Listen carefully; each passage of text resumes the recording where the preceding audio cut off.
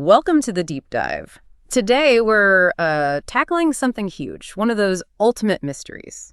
What happens when we die? Yeah, it's a big one. But we're looking at it from a really specific angle where these deeply personal, profound spiritual experiences seem to, well, crash right into established religious structures. Exactly, the friction point. Our topic is that collision between near-death experiences, NDEs, and established religious dogma.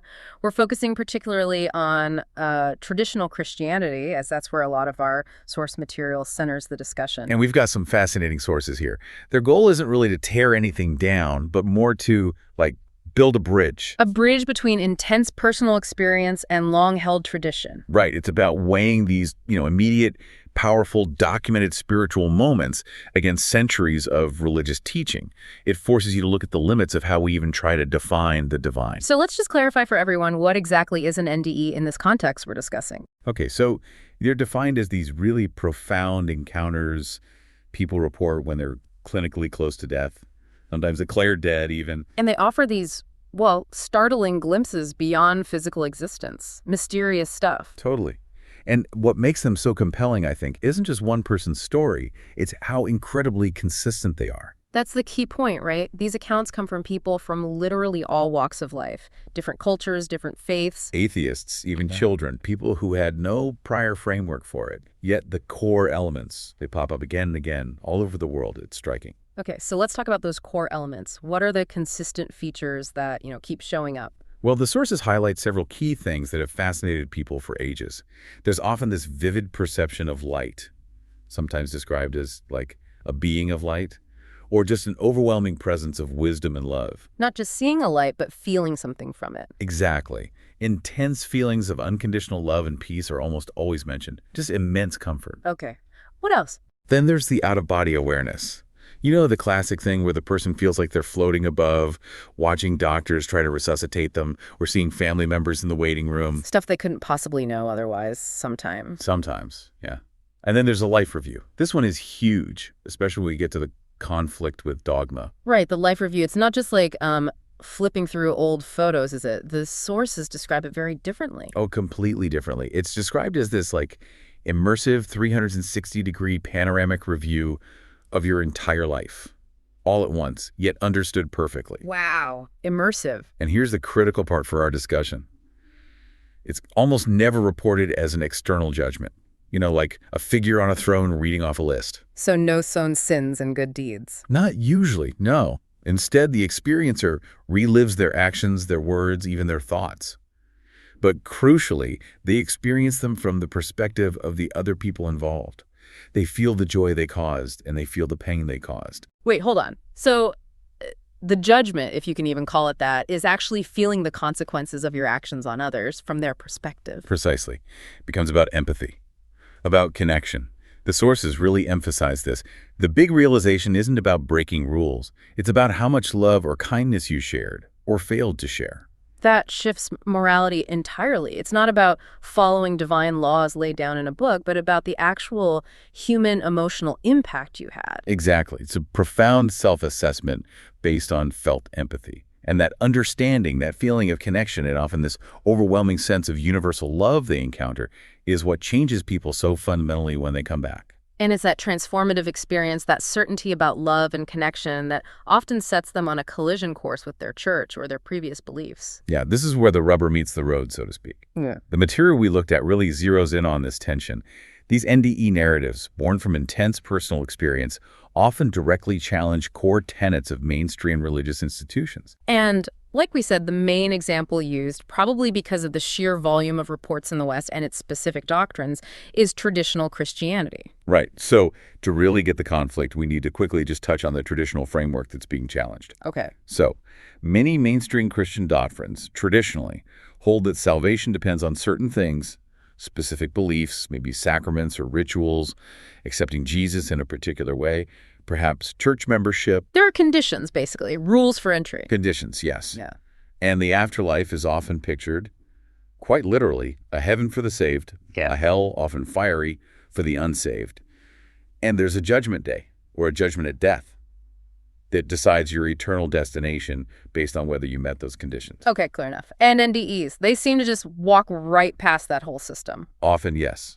That's the core of the conflict. Yeah. People report these experiences of incredible grace, love, and acceptance regardless of their religious background before the NDE. Catholic, Protestant, Muslim, Jew, Hindu, atheist. It doesn't seem to matter in that moment. So let's pinpoint those theological sticking points. We're talking about things like how salvation works, the nature of judgment, and even the geography of heaven and hell. Yeah, the contrast is pretty stark. Traditional teachings often emphasize specific beliefs and affiliations for salvation. NDEs consistently report acceptance over condemnation, regardless of affiliation. Okay. Traditional teachings often involve an external judge. NDEs, as we discussed, emphasize self-judgment rooted in empathy and understanding the impact of your life. Right, feeling it yourself. And traditional teachings often stress the importance of the correct religious affiliation. NDEs point towards a direct personal connection to the divine, whatever that means to the individual, making the specific church almost irrelevant in that moment. Let's unpack that heaven and hell part a bit more, because that's a really fundamental teaching for many churches. Do NDEs just say, nope, no hell, or is it more nuanced? It's definitely more nuanced, based on the sources. Most NDE accounts don't describe that traditional eternal fiery torment ruled by a punishing God. But that doesn't mean there are no negative experiences reported. Okay, so what did they describe? Negative experiences are often framed as temporary states, sometimes called the void or a hellish realm, but it's usually described as self-imposed. It's the state of being confronted with the harm you caused during the life review, the intense regret, the feeling of being separated from that incredible love they just felt. It's agonizing, but seems to be about understanding and learning, not eternal punishment. So hell becomes more like a state of profound, painful realization of your own negativity rather than a place God sends you. That seems to be the gist of many accounts, yes. Yeah. A mechanism for understanding, not a final destination of vengeance.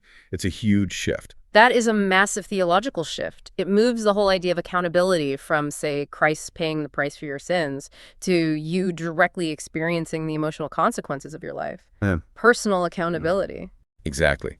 And if this sense of unconditional love and acceptance is the default reality people touch at the point of death, well, yeah, that directly undermines any system that says salvation is only for a select few who followed a very specific conditional path. Which brings us back to the core question the sources pose. Why the pushback? Why are some churches, or parts of them, not just skeptical, but sometimes actively hostile towards these accounts? It's a really important question they raise. But hang on, before we get into the institutional reaction, we should probably address the elephant in the room, the scientific explanation, right? The immediate counter is always, it's just the brain dying. Hallucinations, oxygen deprivation, endorphins. Absolutely. You can't discuss NDEs without addressing that. The sources we reviewed definitely acknowledge those scientific attempts to explain NDEs purely through, biological or chemical processes in a failing brain. And how do they respond to that? They push back with a few key points. First, they point to the data, suggesting that many complex lucid NDEs happen when brain activity is severely compromised, sometimes even showing a flat EEG, no measurable electrical activity. How does a non-functioning brain produce such a vivid, structured experience? That's a tough one for the purely materialist view. It is. They also cite the incredible consistency across cultures, which is harder to explain if it's just random brain chemistry. And maybe most powerfully, they point to the after effects. The transformation. Yes. The profound, lasting psychological and spiritual changes in the experiencers. People often come back fundamentally different. Less fear of death, less materialistic, more altruistic, more focused on love and service, regardless of who they were before. That kind of deep, permanent personality shift it's hard to explain away as just a brief neurological blip caused by lack of oxygen. It is. It suggests something deeper happened. Yeah. Which brings us back to the reaction from organized religion. The source material doesn't shy away from using the word hostility sometimes. Hostility. That sounds strong. It reflects what some experiencers report when they try to share their story within their religious community. If your personal spiritual revelation, this direct experience of unconditional love, contradicts the established doctrines, especially doctrines about who gets saved and how, well, that experience can be threatening to the institution's authority. So it gets dismissed. Sometimes dismissed as delusion, wishful thinking, a trick from the devil even, or maybe just that neurological glitch we talked about. anything but a genuine glimpse of spiritual reality that challenges the official map.